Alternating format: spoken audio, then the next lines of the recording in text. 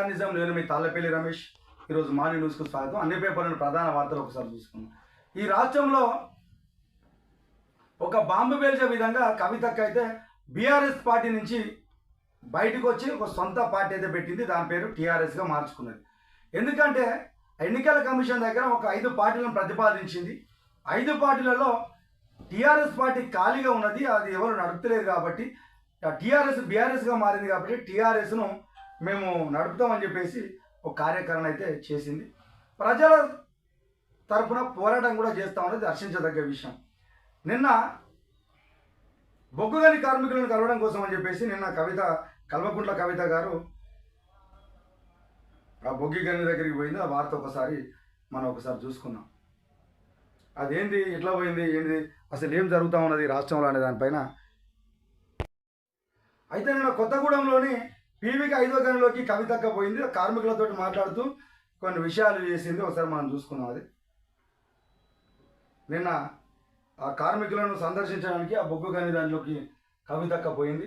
అసలు ఏం జరుగుతుందో ఒకసారి మనం చూద్దాం. అక్కడ వాళ్ళ యొక్క బాధలు ఏంది, వాళ్ళ కథలు ఏంది, బొగ్గు వ్యవస్థ ఏమున్నది, ఎట్లున్నదని చెప్పేసి పోవడానికి అయితే అక్కడైతే పోయింది. అక్కడ నాయకులతో మాట్లాడే ప్రయత్నం అయితే చేస్తూ ఉన్నది. ఆ తర్వాత అక్కడ అయిపోయిన తర్వాత అసలు బీఆర్ఎస్ పార్టీ పెట్టుకొని నా పేరును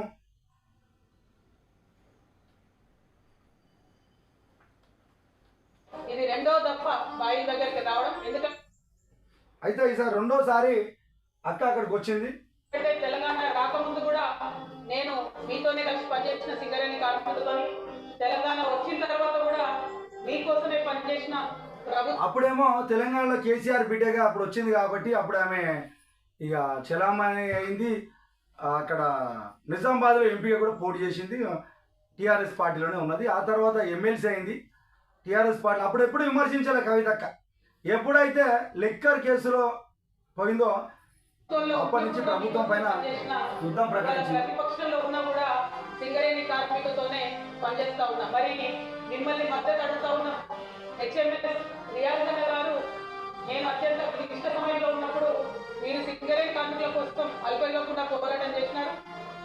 ఏ ఉద్యమాలైనా కూడా కార్మికులతో స్టార్ట్ అవుతాయి కాబట్టి అక్కడి నుంచే ఆమె స్టార్ట్ చేసింది. ఎందుకంటే ఆ గని దగ్గరికి పోయి, అన్న మీరు తెలంగాణ ఉద్యమంకి వచ్చి నాతోటి పనిచేసిర్రు, నేను మీకోసం పనిచేస్తా, బాయ్ మీ దగ్గరికి వస్తాను, మీ సమస్యలు ఉంటే ఏమైనా తీరుస్తానని చెప్పేసి అక్కడ మీటింగ్ అయితే ఏర్పాటు చేసింది.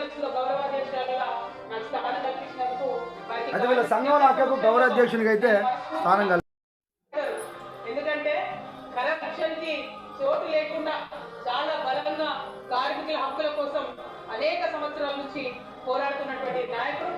మరి మీకోసము పోరాటం చేసినాం, మీకోసం మేము ఉన్నాము, మా దగ్గర మీరు మీకు ఒకరికొకరు కోఆర్డినేషన్గా పనిచేసుకుందామని చెప్పేసి కవితక్క అయితే చెప్తా ఉన్నది. అక్కడి నుంచి మా పార్టీ పేరు మీద రోజు రోజుకు సోషల్ మీడియాకు సంబంధించినటువంటిది ఒక వ్యవస్థ అయితే రోజు రోజుకు వస్తూ ఉన్నది. స్నేహితుల కోసం పర్మిషన్ ఇవ్వడానికి మరి ఎన్ని రకాలుగా అదల బదిలీ జరిగిందనేటటువంటిది అన్ని పత్రికలలో. అయితే అక్కడ అన్ని పార్టీలు ఏమంటారు, బీఆర్ఎస్ పార్టీ నుంచి వాళ్ళకి అభియోగాలు వచ్చినాయి, అభ్యంతరాలు వచ్చినాయి. ఈసీ దగ్గర మీరు పార్టీ మార్చుకోండి అని చెప్పేసి చెప్తా ఉన్నారు. మా పార్టీ పెట్టుకుంటే వీళ్ళకి భయం ఏందా అని చెప్పేసి కవితక్క చెప్తా ఉన్నారు. ఆ మాటలు కూడా ఒకసారి మనం విన్నాం. చాలా ప్రముఖంగా వచ్చింది. ఇన్ని రోజులు నేను చెప్పలే చాలా విషయాలు. ఇవాళ ఎందుకు చెప్తా ఉన్నా అంటే, అన్న మాట్లాడుకుంటూ ఒక్క మాట చెప్పారు మా జనార్దన్ అన్న గారు, మేము పార్టీ పెట్టుకున్నాం, మమ్మల్ని మీరు పార్టీలకి వెళ్ళి తీసేసి అభివృద్ధి గురించి మాట్లాడినందుకు.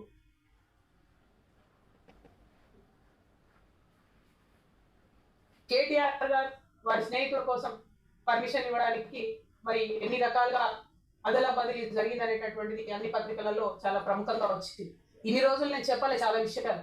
ఇవాళ ఎందుకు చెప్తా ఉన్నా అంటే, అన్న మాట్లాడుకుంటూ ఒక్క మాట చెప్పారు మా జనార్దన్ అన్న గారు, మేము పార్టీ పెట్టుకున్నాం, మమ్మల్ని మీరు పార్టీలకి వెళ్ళి తీసేసి అవినీతి గురించి మాట్లాడినందుకు.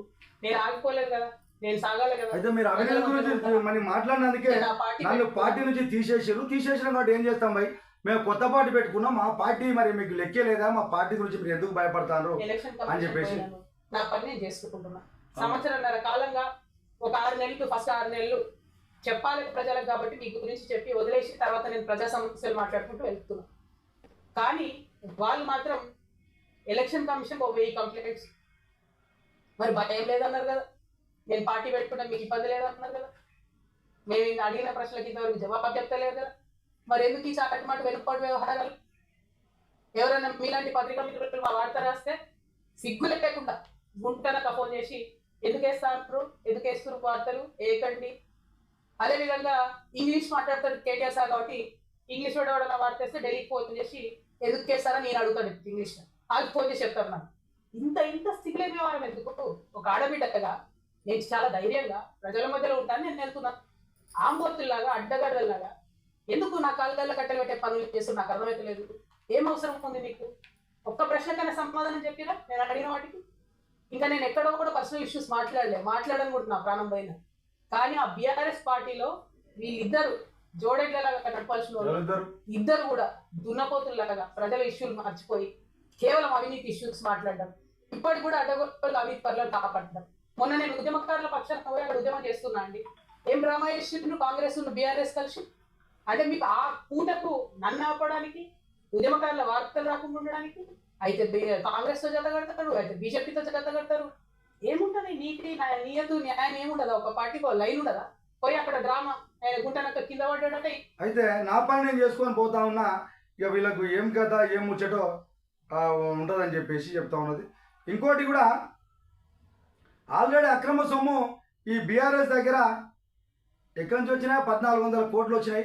ఎక్కడి నుంచి వచ్చిన అవినీతి సొమ్ము కాదా? ఈ సొమ్ము అంతా తీసి ఆ ప్రజలకు పంచిపెట్టుర్రి, ఆ అమరవీరుల కుటుంబానికి పంచిపెట్టురు అని చెప్పేసి చెప్తా ఉన్నది. అట్లాగే ఈ సింగరేణి బాయిపడ్డ కార్యక్రమంలోని ఈ బయ్యారానికి సంబంధించిన ఇనుపగుట్టను కూడా పరిశీలించింది. ఎందుకంటే తెలంగాణ ఉద్యమం వచ్చిన తర్వాత ఈ తెలంగాణ ఉద్యమంలో ఏమో జరుగుతుంది అంటే ఆ బయ్యారం గుట్ట దగ్గరికి పోతే వందలాది వేలాది మందికి ఇక్కడ స్టీల్ ఫ్యాక్టరీ పడితే ఉపాధి అవకాశాలు వస్తాయని చెప్పేసి ఆ రోజు ఉద్యమంలో రెచ్చగొట్టి ఉద్యమాలు చేసిరు. నిజంగా కూడా అక్కడ ఇనుప గని ఉందని అందరికీ తెలుసు, కానీ అది రాలేదు. దాని కూడా ప్రయత్నాలు చేయాలని చెప్పేసి ఆ గన్ని పరిశీలించడానికి కూడా కవితక్క బయ్యారం దగ్గర గుట్టను పరిశీలించడానికి కూడా పోయింది.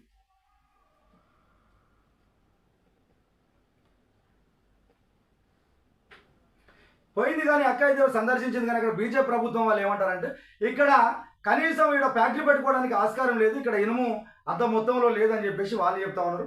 కానీ ఆ బయ్యారం ప్రాంతంలో ఉన్నటువంటి ప్రాంతం అంతా ఆడ ఆదివాసులు ఏజెన్సీ ప్రాంతానికి సంబంధించిన ప్రాంతం. అక్కడ నిజంగా ఉపాధి అవకాశాలు చూస్తే వేలాది మంది, కోట్లాది మందికి, లక్షలాది మంది ఇక్కడ ఉపాధి అవకాశాలు దొరుకుతాయి. ఆ ఉమ్మడి ఆ భద్రాచలం కానీ, ఆ బయ్యారం కానీ, ఆ మైబాద్ కానీ, ఆ ఖమ్మం జిల్లాలో ఉన్న వారికి చాలా మందికి ఉపాధి అవకాశాలు కూడా ఉంటాయని చెప్పేసి ప్రజలు కోరుకుంటా ఉన్నారు. నిజంగా రాజకీయ నాయకులు చిత్తశుద్ధి కానీ ఏమన్నా ఉంటే అక్కడ స్టీల్ ఫ్యాక్టరీ ఏర్పాటు చేస్తే అందరికీ ఆమోదయోగ్యంగా ఉంటుంది. ఈ రోజు ఉపాధి అవకాశాలు లేక చాలా మంది హైదరాబాద్ లాంటి మహానగరాల్లోకి పోతారు. అలాంటి దుస్థితి రావద్దు. ఎందుకంటే ఎక్కడ వాళ్ళు అక్కడనే పనిచేసేటువంటి ఇండస్ట్రీలని ప్రభుత్వాలు కల్పించాలి. అలాంటిది లేకుండా ఏదో ఒక్క దగ్గర ఇండస్ట్రీలని కల్పించి దాన్ని ఎవరికి ఉపయోగం లేకుండా చేయకూడదని చెప్పేసి టీఆర్ నిజాం నుంచి గుర్తు చేస్తా ఉన్నాం. ఈ రోజు మనకు అందుబాటులో ఉన్నటువంటి వరంగల్ జిల్లాలో సంగం దగ్గర టెక్స్టైల్ పార్క్ పెట్టిండ్రు. ఆ టెక్స్టైల్ పార్క్ పెట్టడం వల్ల ఆడ చాలా మందికి ఆ స్కిల్స్ లేవడ. ఆ స్కిల్స్ లేకపోవడం వల్ల వివిధ రాష్ట్రాల నుంచి మళ్ళీ అక్కడికి వచ్చి ఉపాధి అవకాశాలు పొందేటువంటి ఆస్కారం ఉంది. నిజంగా ఈ ప్రభుత్వాలకు చిత్తశుద్ధి ఉంటే ఆడ ఉన్నటువంటి గ్రామీణ ప్రాంతంలో ఉన్నటువంటి యువతందరికీ ఆ స్కిల్స్ డెవలప్మెంట్ పైన ఓ ట్రైనింగ్ సెంటర్లు ఏర్పాటు చేస్తే నిజంగా వాళ్ళు అప్పుడు ఆడ వాళ్ళకు సొంతంగా ఆడే పని చేసుకొని ఉపాధి అవకాశాలు మెరుగుపడతాయి. ఎందుకంటే చుట్టుపక్కల ఉన్నటువంటి వరంగల్ జిల్లాలో ఉన్నటువంటి ఆ రెండు పరకాల కానీ, నర్సంపేట నియోజకవర్గం కానీ, వర్ధనపేట నియోజకవర్గం కానీ, ఉమ్మడి వరంగల్ కానీ అందరికీ చుట్టుపక్కల 4 జిల్లాల వాళ్ళకి అవకాశాలు అయితే ఏర్పడతాయి, ఉపాధి అవకాశాలు అయితే ఏర్పడతాయి. కనుక దానికి స్కిల్స్ డెవలప్మెంట్ ఏర్పాటు చేయాలని చెప్పేసి టీఆర్ నిజం నుంచి గుర్తు చేస్తాను.